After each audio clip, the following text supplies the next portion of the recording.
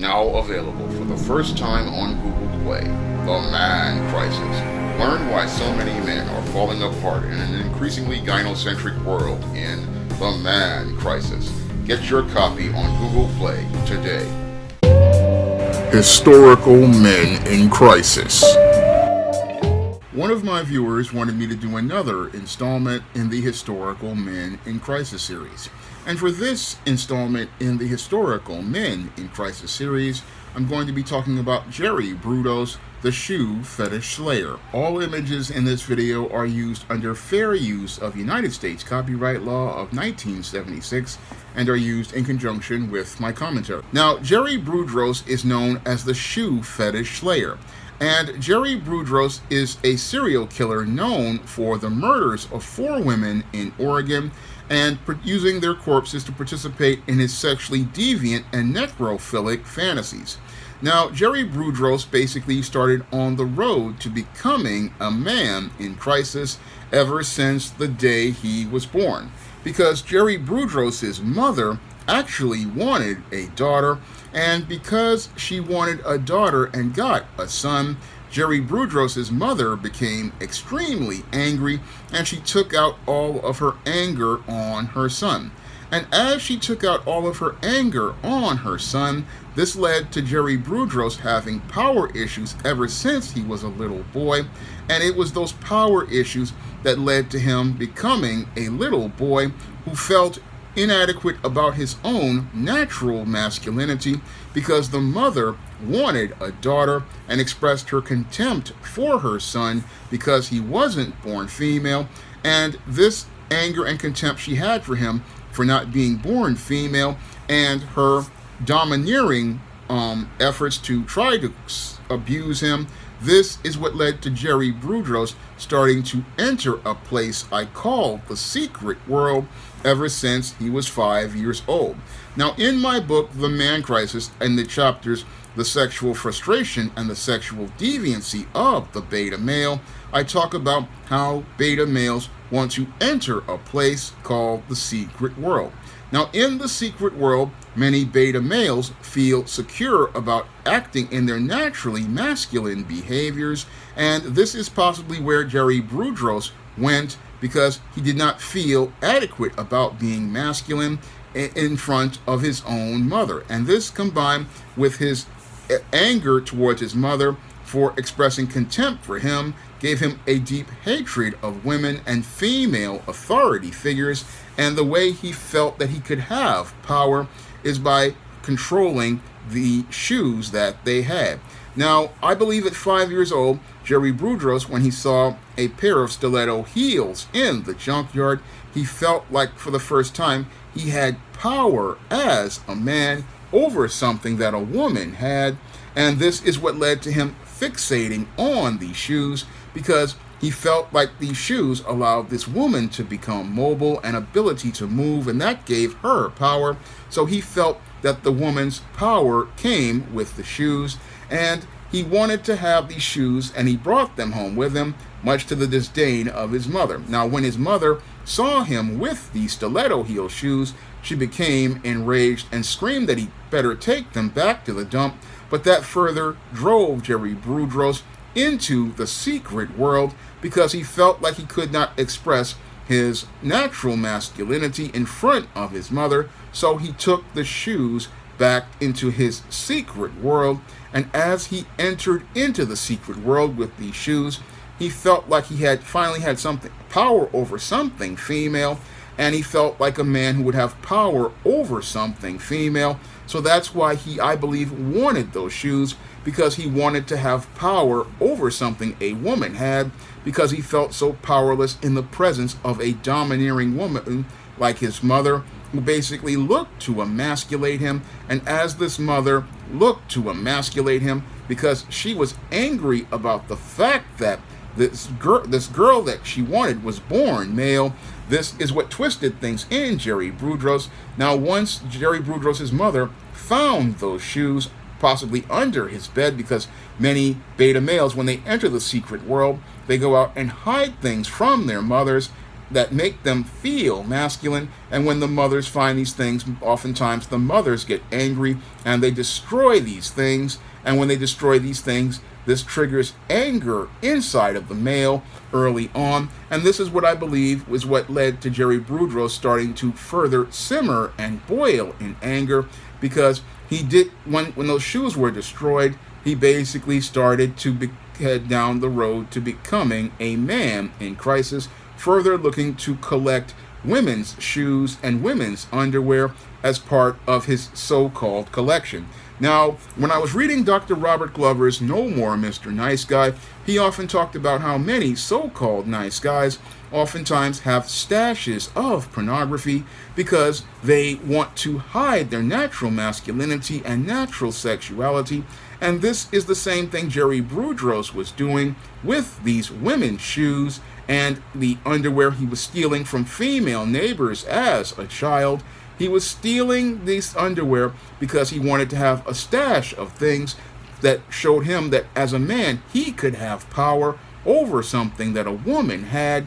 And because he wanted to have that power over something a woman had, because he was frustrated about the lack of power he had as related to the emotionally abusive, domineering, and emasculating mother, that he was the under as related to a parental authority figure. He felt like this would give him power, and this started Jerry Budros down the road to sexual deviancy.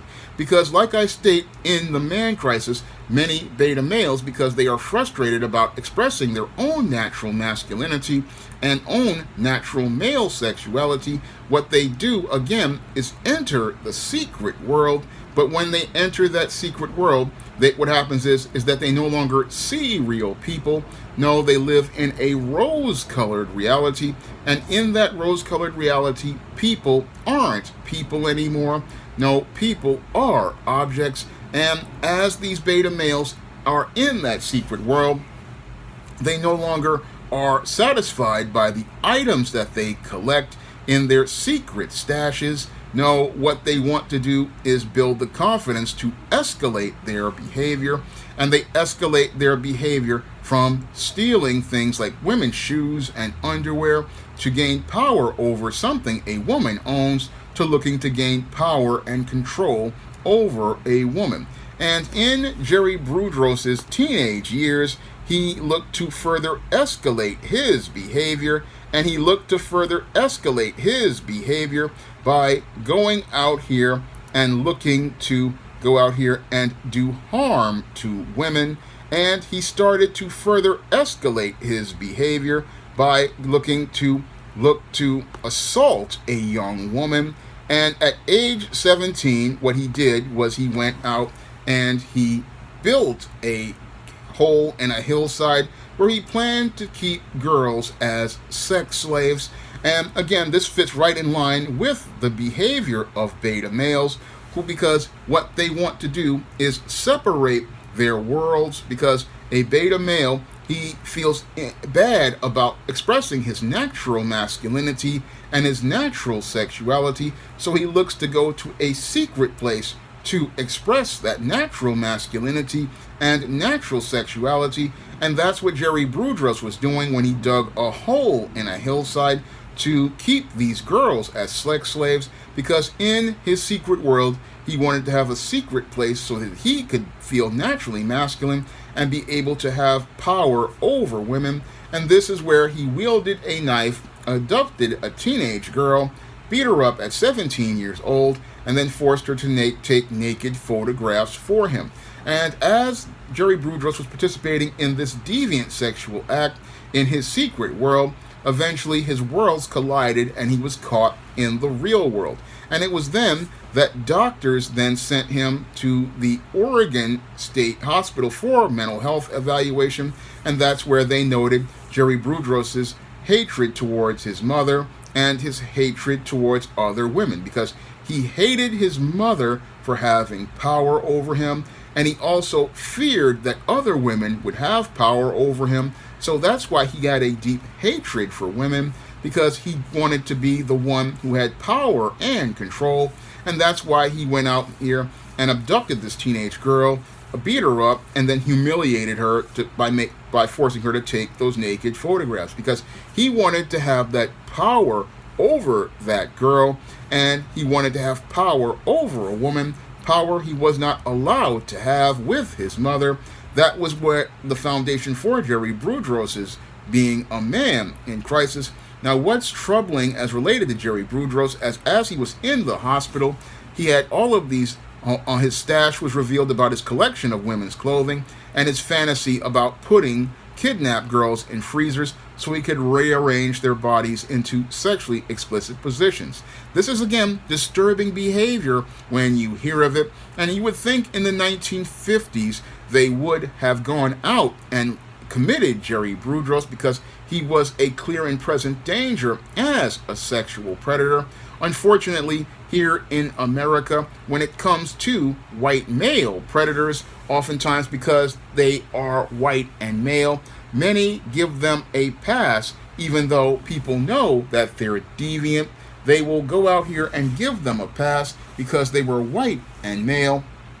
And that's what happened here in the case of Jerry Budros. They wanted to say, oh, he needed to grow up and mature a little, even though he was diagnosed with schizophrenia. And again, the hospital released him back to the public, not understanding the clear and present danger this man in crisis was in, because this man in crisis was a ticking time bomb, because he was not living in the real world with the rest of us. No, he was in the secret world, and as long as he had an opportunity to create a new secret world, once his secret world was destroyed, he would go out here and further escalate his behavior, looking to participate in sexual violence against women. Because, like Dr. Glover talked about in No More Mr. Nice Guy, many of these beta males, because they want to have a smooth world, will separate their secret world from the real world, and what they will do is go out here and create a secret place to express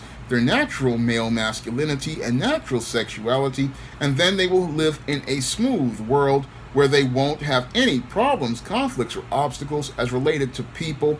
But in the secret world, they will be the man that they want to be, participating in sexual perversion and sexual deviancy.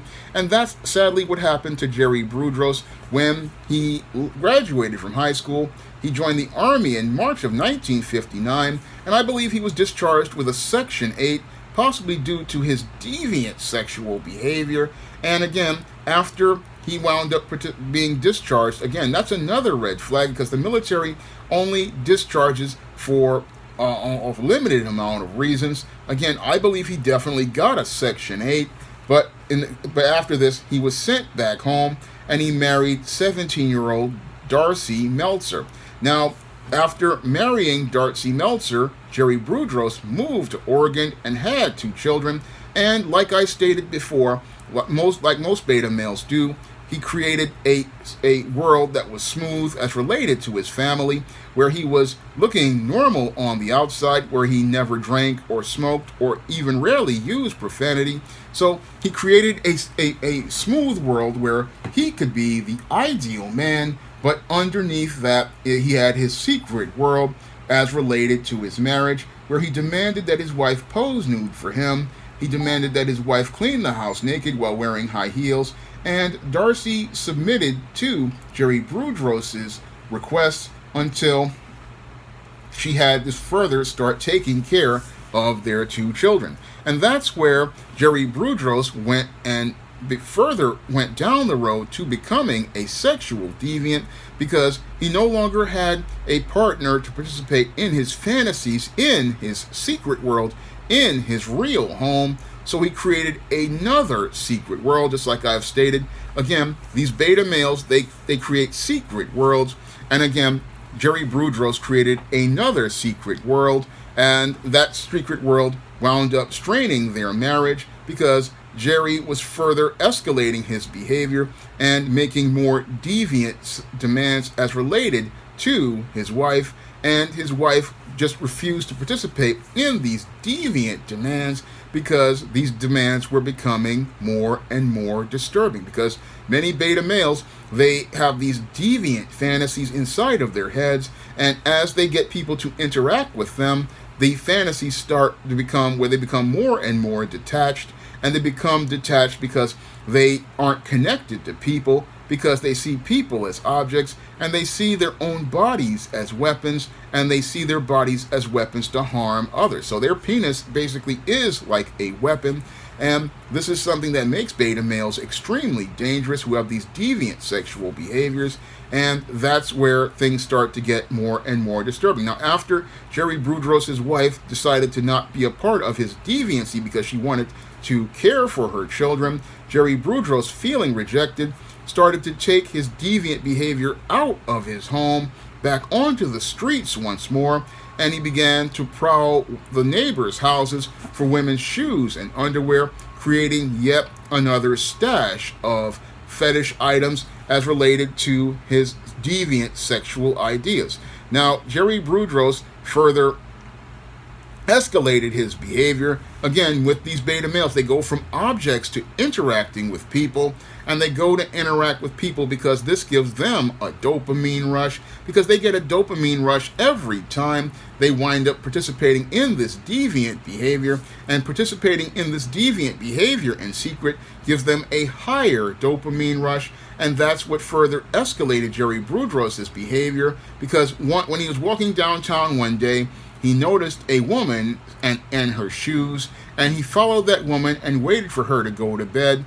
Then he broke into her home, strangled her into unconsciousness, and then sexually violated her, and once he was done, he took her shoes and left. And I believe that was that dopamine high that Jerry Budros got from violating that woman that led to Jerry Budros further escalating his behavior to the point where he wound up just becoming a more and more depraved deviant, because he testified that a woman's limp body further aroused him. So he felt like he was getting power by breaking this woman, and this is the thing that further made him more of a disturbing individual, because when it comes down to these beta males and their sexual deviancy, they once they feel that rush of dopamine from that power that they receive from harming someone, this is what makes them more addicted to violence, and this is possibly what I believe led to Jerry Budros looking to do harm to more women, because it wasn't enough for him to destroy a woman's life by sexually violating her and breaking into her home. He wanted to go out here and destroy the lives of other women, because he finally felt the power that he didn't have with his mother. And that's what led to Jerry Budros again looking to further do more harm to women. And he didn't have to go looking, sadly, for a victim. 19-year-old Linda Slauson was looking to sell some encyclopedias, and Jerry Budros lured her inside of his home. And while his family was upstairs, he brought Slauson into the basement, hit her in the head, and strangled her to death. And then, after killing Slauson, he stashed her body in a garage, cut off one of her feet, which is disturbing, to model his shoes, and he, again, was participating in, again, extremely disturbing behavior. And like most beta males, once they have their item for their fetish, they don't see a person as a person. They see a person as an object. And in order for him to have his smooth world, what he did was tie Linda Slauson's body to a car engine and dumped it in the Willamette River. That just shows how sick these beta males are, because these beta males are just absolutely sick individuals. And again, these individuals, they live in their secret world, and because they want to have their smooth world in the real world, one of the things they do is dispose of the evidence of the crimes that they've committed so that they can keep their world smooth. And again, they don't want their two worlds colliding, because if those worlds collide, people will see the truth about how sick and depraved they are.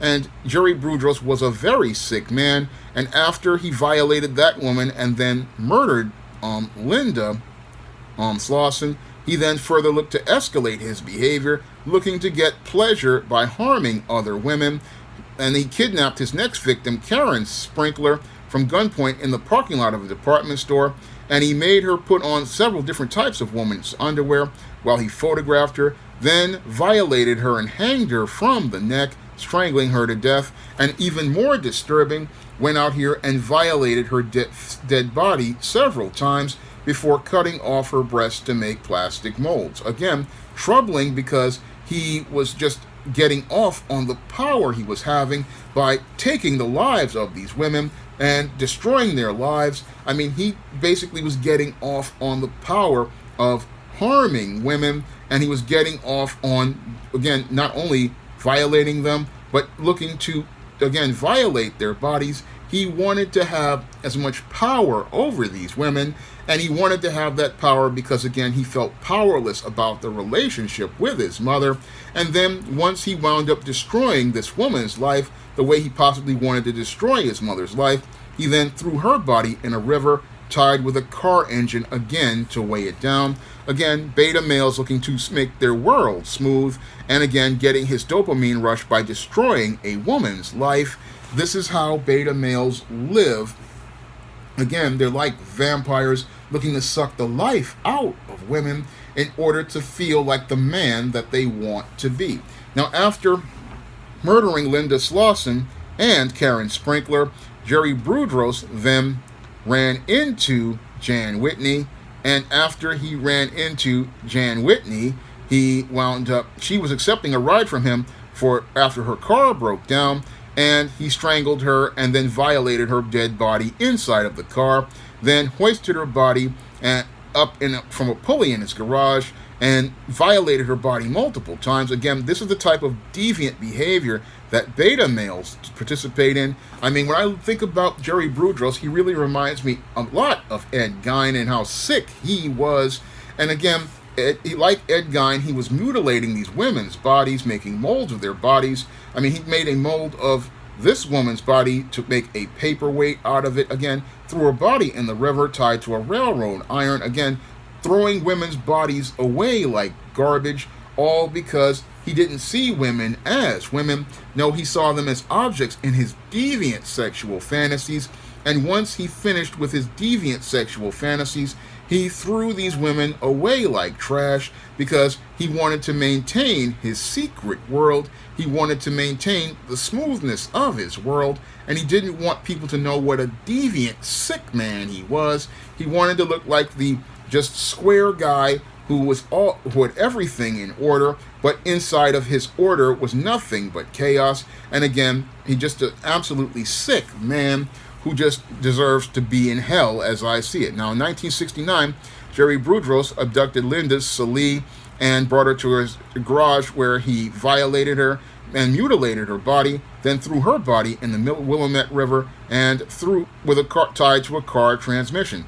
And again, I believe him using these car parts was a part of and the railroad iron were a part of him feeling masculine and tied to his masculinity, because cars and locomotives are things that men use to get power. And again, he wanted to have power over women because he wanted to have the power as a boy as related to his natural masculinity that his mother denied him, and that's why he was looking to do harm to these women. And again, collecting these trophies because this is something beta males do. And in order to keep his world separate, he kept his wife out of his garage, and he forbade her from entering that part of the house without his permission, and he did so by having an intercom tied to the house, and she had to speak to the intercom in order to come into that part of the house. Again, trying to keep his two worlds separate and keep his world smooth, where he could be the good father on the outside, but be able to do harm to women on the inside of his torture chamber.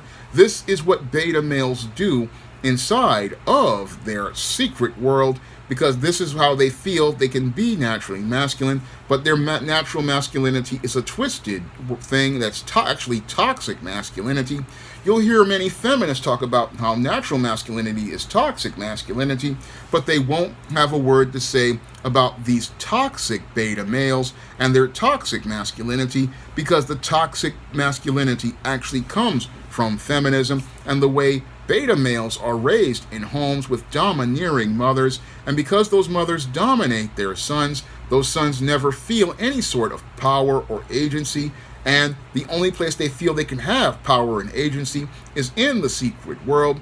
And in the secret world, these men become detached from people, and they believe that people aren't people. They believe that people are objects that they can use to participate in their fetishes with. And that's what Jerry Budros was doing. He was looking to use women as part of his sexual fetishes, because originally, again, he planned to put women in freezers, and he planned to position their bodies. But because he didn't have a freezer, he wound up looking to use women's bodies and for his twisted sexual fantasies. And he was looking to use women as his sexual fantasies because he wanted to feel a sense of power as related to a sexual relationship with a woman he could be with in his secret world. And again, he wanted to go out here and destroy these women's lives because he felt powerless, and he felt powerless as related to his relationship with his mother. And after he wound up getting caught for these crimes, it showed that this man was a true monster.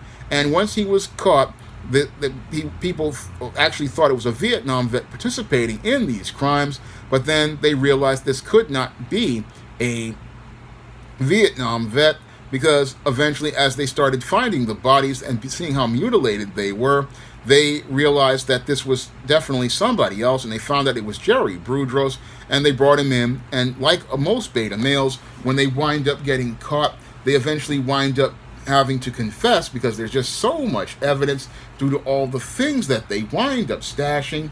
What happens is people find out what they've done, and it just paints a disturbing picture of an extremely sick man. Now, Jerry Budros was found guilty in 3 of the murders, but they couldn't find the body of Linda Slauson.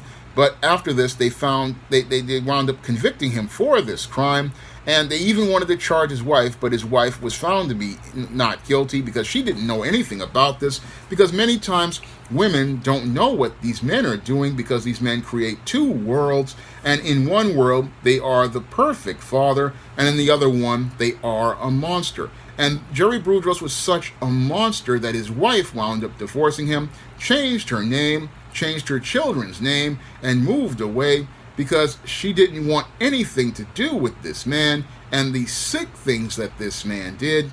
And Jerry Budros was sentenced to 3 consecutive life sentences for all of the evil acts he did. And he wound up going to the parole board, and he was told that he would never get out of jail. And he was told he would never get out of jail because he was just a sick and depraved monster. Now, Jerry Budros, his soul can rest in hell, when he died in 2006 in prison.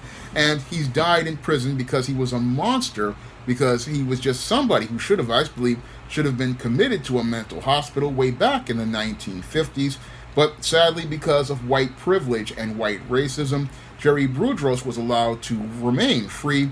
And as he remained free, he took the lives of 4 innocent women, destroyed the lives of 2 to 3 others, and just shows how sick a man in crisis can be, because with these beta males, they are just some of the sickest individuals to ever walk the face of the earth.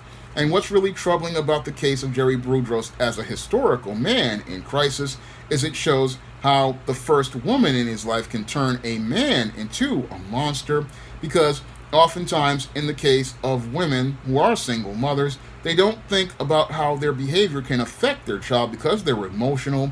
And because Jerry Budros' mother was in her feelings about her son not being the daughter that she wanted, what she sadly did was lead to her son not growing up to become a man, but sadly he wound up growing up to become a man in crisis.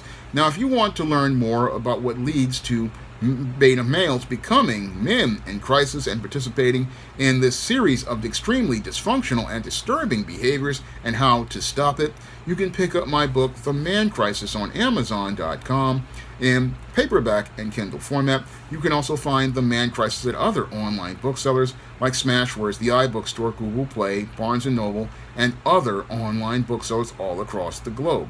And if you want to see me make more videos about historical men in crisis like Jerry Budros, you can donate to my Patreon, my PayPal, and my Cash App by clicking the links in the description box.